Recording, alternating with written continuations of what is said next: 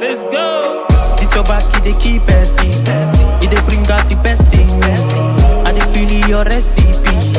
Make you give me that recipe. Fine, fine. Yeah, you fine. You so divine. I dey feel you die. Hey, what's up, people? This is Joel Awesome. Welcome to another episode of Awesome Entertainment. Okay, we checking out this article. I did not like this headline, so I have to read this article. I figured I'd do it on here. It says, the one thing Superman and the Fantastic Four can agree on, origin stories are over. And man, I hope... I'm gonna read the article before I cast judgment, but I don't like hearing that, and I'm gonna tell you why. All right. So it says, summer's two biggest superhero films pick up long after their central figures have taken up their respective mantles. They and the genre are better for it, which I can't disagree with. It was better that they didn't do the origin story for Fantastic Four. I feel like Superman might have been all right with it, but either way, it don't matter. There are some spoilers, so spoiler alert. That's what she said. So if you ain't seen the movies, I don't know why you even watching the video. It long ago became a familiar refrain for both this writer and plenty of other critics, journalists, films, fans, and superhero stans. We're done with origin stories. And while the ever-expanding nature of both the Marvel Cinematic Universe and the spruced-up DC version requires the seemingly constant addition of new heroes, new stories, which in turn mean more movies and TV shows that chronicle how super beings came to be, it's time to call time on those heavy-hitter origin tales. Yeah, I can agree with the heavy hitters, some of the heavy hitters, but I think some of the origin stories, weren't always done good. I mean, Spider-Man, yeah, we don't need his origin story, you know. Batman, some, you know, stop doing that one. But I think Superman, they could have did it at least one more time, but that's just me. I probably would have been in the minority on that one, but I'm in the minority on a lot of stuff. I don't give a damn. We know why Batman is Batman, how Spider-Man became Spider-Man, and Superman is an extraterrestrial. That's a lesson that both of this summer's big superhero releases, James Gunn's delightful DC franchise reset Superman, and Max Shackman's less successful MCU entry, The Fantastic Four, First Steps, both intrinsically understand and honor. So they understand that we didn't need the origin story for these people because we know it. Cool. Both films open after our titular. Why do people always use that word? Titular heroes have become. Well, they must be using ChatGPT to write these fucking articles, bro. Who uses the word titular in regular language? Gunn's film not only opens after his Clark Kent, David Cornsweet, has crash landed on Earth from his native Krypton, but also after he's come to terms with his powers, grappled with growing up in Smallville, become Superman as we know him, moved to Metropolis, gotten a job at the Daily Planet, met Lois, told Lois Lane who he is, and set about saving the world one squirrel at a time. That's what I'm saying, bro. Look how long. That's a whole bunch of shit that you just skipped over.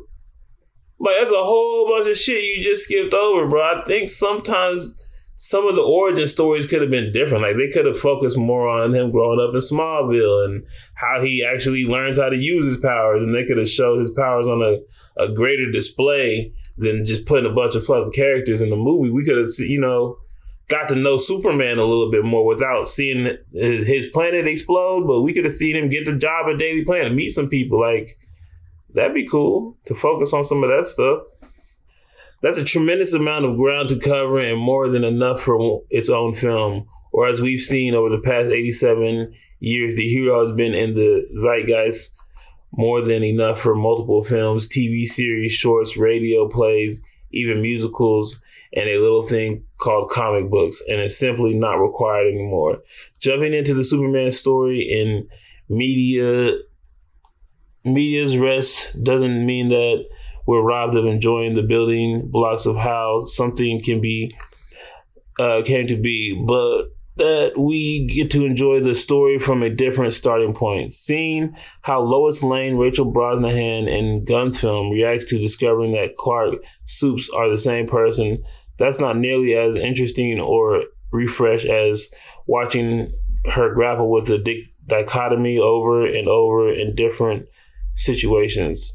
Similarly, Gunn's film doesn't push any superhero to superhero meetings on the audience.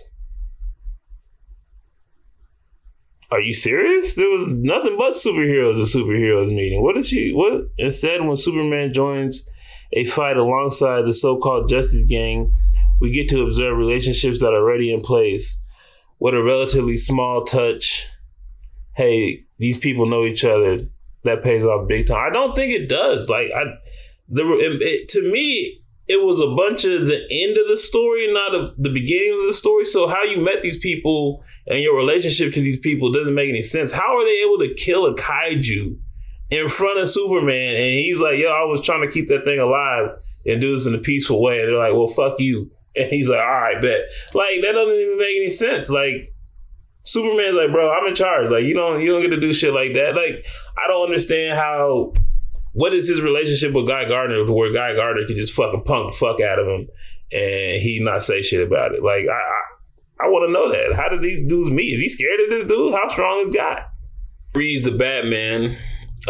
Similarly works off a baseline understanding of the Cape Crusader Robert Pattinson. And while, yes, Bruce Wayne's beloved dead parents and their horrific deaths are included in the film, it doesn't play out as a traditional origin story. Consider it a happy side effect of the film's earliest incarnations when Ben Affleck was going to direct and star in his own Batman movie after his Bruce had already been introduced in the DCEU films, for once developed hell as rewards. I think I didn't like Robert Pattinson's Batman. His Bruce Wayne was terrible. Like, his Bruce Wayne was like a depressed, like, emo dude. And I was like, Bruce Wayne's like a billionaire playboy who's like always in character, you know what I mean? Or like just himself at least. And it's just like, I didn't like his Bruce Wayne at all. Cleverly packaged as a TV chat show introduction to the famous group, Shackman finds that the space to introduce the heroes, their world, and even show some of their exploits from befriending Mole Man to vanquishing, as we can tell, a bunch of super smart apes. Dude, the skipping over Mole Man, y'all wasted Mole Man. Like, let's be honest. And like, let's not act like Mole Man is the Joker or some shit, but like, he's the first villain y'all ever faced and y'all treated him like a fucking joke. That's why I hate these shows. Like, this dude digs holes in the middle of Earth and has these little demons working for him. And then he's like a clown in this. It's like, bro, he has demons working, like little like monsters, like mole monsters down there. They could have made that way scarier, could have made it impactful, but it gotta be a joke because it's Mole Man. It's like, nah, make it serious. Like, fuck somebody up with it. It's funny to laugh at the villain until they fuck you up. Mostly it's refreshing. Consider this year's MCU's entry, including Captain America, Brave New World, and Thunderbolts, both which require a high level of franchise knowledge to really... It does not require fucking knowledge to understand those movies. It does not require any knowledge. Including the consumption of it does not, I'm not even, if you're an MCU fan, that's a lot of time spent to get a film or two. If you're a casual member, it's insurmountable. You do not need to watch any of those films or any of those shows to understand what's going on in the Thunderbolts at all. Why do the people keep saying that? Even the directors and the rest, like, yeah, you don't need to watch that.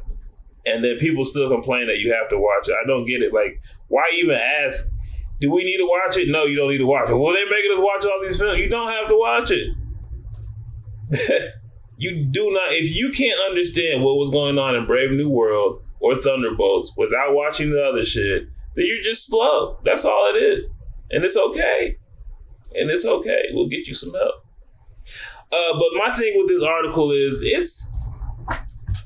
is highlighting the one problem that all these DC, like all these franchises, including like Star Wars and Jurassic Park, like everything. The whole entertainment industry is suffering from this problem. It worked once, so we got to do it for every other thing that we do from here on out. Talking about we don't need origin stories anymore. Are you crazy? Are you crazy?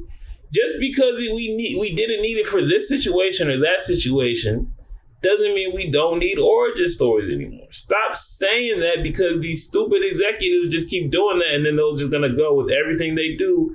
No more origin stories, and they're gonna put more jokes in it because it worked for one movie, and we're gonna keep copying one successful thing over, giving each thing its own, personality, its own need. Like each of these things have their own needs. It's like, stop putting everything on everything, or one thing on everything. It worked. We had jokes in Guardians, so we got to put jokes in every movie. And it's like, nah, you're not even funny half the time. So either way, I disagree. I love the origin stories. They're usually the best movies. If you go look back at everybody's trilogy, their origin stories generally their best movie usually. But either way, long live the origin stories. Hit like, hit share, hit subscribe, get you a Trust Method shirt. I'm out. Don't play with my patience, man, they gone with the flow when they tryna fake it. That's not the way I roll, that's not the combination. You start off with the dough before you start the conversation. No one start the salutations, man, don't play with me. I'm coming from a place they would hate to be. I'm going through a phase you would hate to see. They say this life's a trip, ain't no telling where it's taking me. When you on the edge and you make your next move, better be your best. Before you throw it to the depths, better reinvest. Man, I count every moment and count every step, so I know I'm blessed. Now it's